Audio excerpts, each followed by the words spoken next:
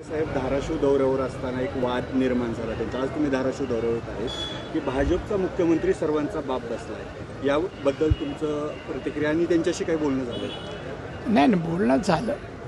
बाप म्हणणं चुकीचं आहे. मी त्याला याबद्दल बोललेलो आहे. कोणाचं शेवटी मुख्यमंत्री हा महाराष्ट्राच्या जनतेचा सेवक असतो, कोणाचा बाप नसतो.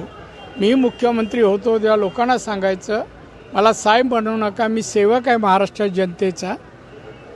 तीच समज मी नितेशला दिलेली आहे. त्यामुळे वादाचा मुद्द्यावरून हा वाद सुरू झाला नाही, संपला. स्थानिक स्वराज्य संस्थेच्या नीतीला स्थगिती दिलेली आहे. तर धाराशिव ज्या